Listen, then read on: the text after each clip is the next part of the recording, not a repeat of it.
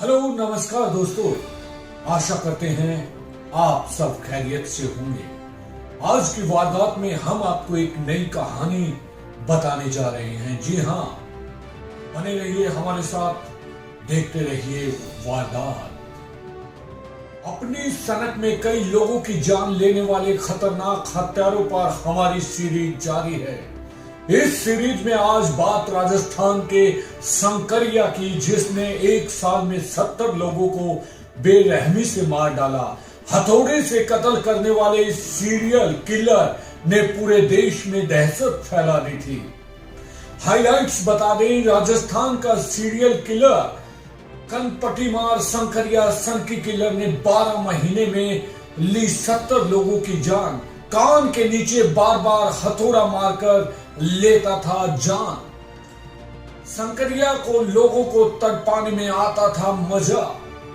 आज के युवा शायद उसके खौफ से वाकिफ न हो, लेकिन पुराने लोग बताते हैं कि 70 के दशक में वह देश के खौफ का दूसरा नाम बन चुका था।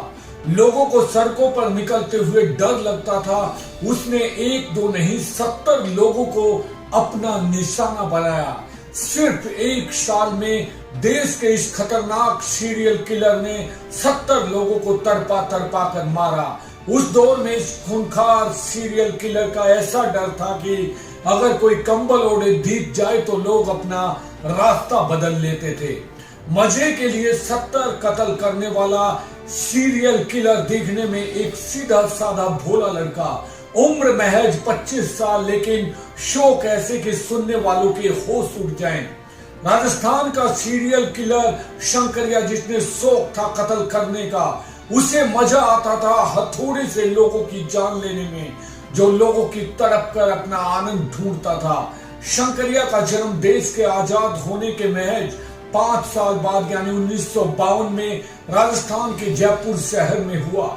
माता पिता ने शंकरिया को पढ़ाई लिखाई भी करवाई। सोचा बड़ा होकर नौकरी करेगा, लेकिन बचपन से ही वो थोड़ा अलग था। कान के नीचे होते थे चोट के निशान। 70 के दशक में राजस्थान में एक के बाद एक हत्याओं की घटनाएं सामने आने लगी। कभी एक जिले में तो कभी दूसरे जिले में लोगों के कत्ल होने लगे। शुरू में तो पुलिस का इस तरफ ध्यान ही नहीं गया। जब कत्ल की वारदातें बढ़ने लगी तो ये बात सामने आई कि जितने भी कत्ल हो रहे हैं वो एक ही अंदाज में हैं। जिनकी भी हत्याएं हुई उनके कान के नीचे यानी कनपटी के चोट के निशान थे। ऐसा लगता था कि उन्हें किसी भारी चीज कनपटी पर मारा गया है।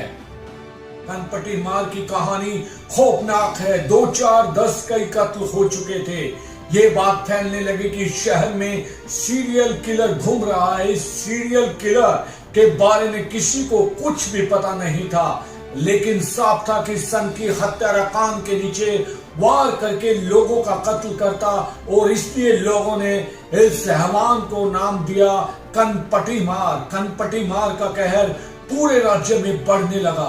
लोगों के बीच दहशत पैदा हो गई। कनपटी मार सिर्फ रात में ही कत्ल करता था। रात में बाहर घूमने वाले लोग उसके निशाने पर होते थे, इसलिए कनपटी मार के डर से लोग उन रात को घर से भी निकलना बंद कर दिया।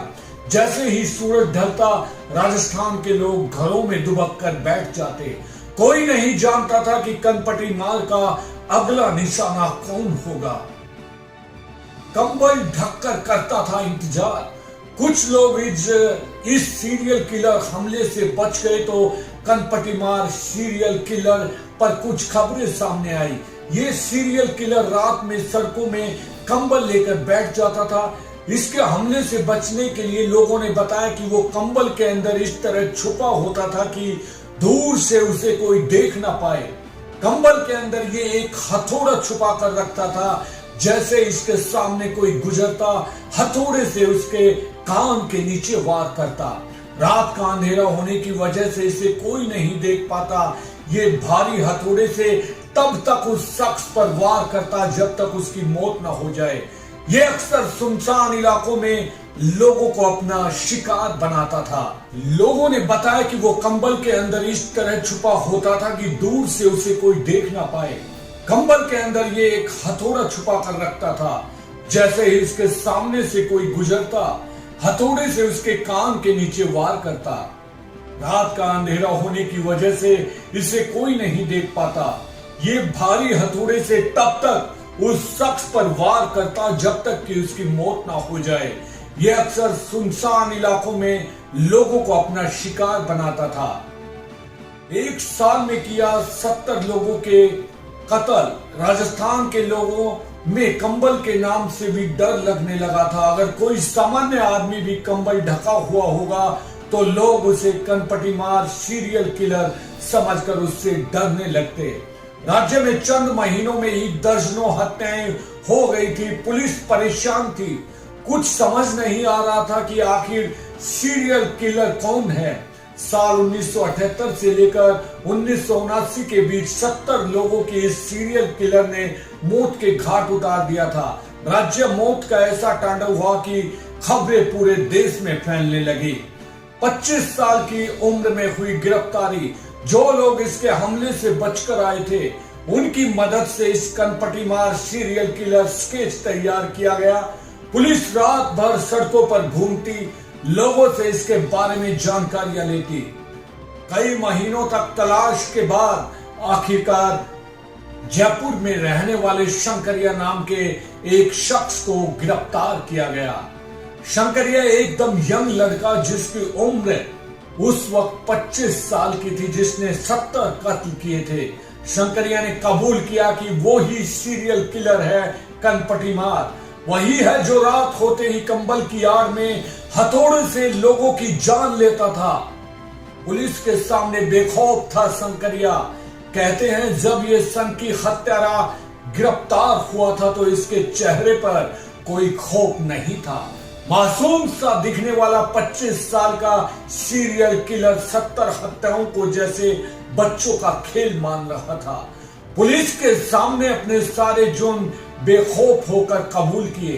कनपटी मार शंकरिया ने बताया कि उसे हथौड़े से लोगों को मारने में मजा आता था और सिर्फ अपने मजे के लिए ही ये एक के बाद एक लोगों की जान ले रहा था। रात में घूमने वाले लोगों पर इसकी नजर होती थी और जैसे ही इसे लगता था कि आसपास कोई और नहीं है तो ये उस शख्स को अपना निशाना बना लेता था।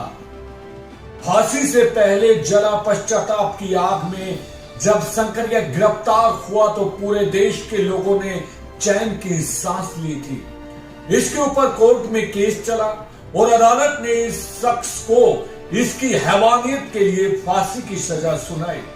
16 मई 1979 को सीरियल किलर कनपटी मार शंकरिया को फांसी दी जानी थी। वो जेल में अपनी फांसी के दिन का इंतजार कर रहा था।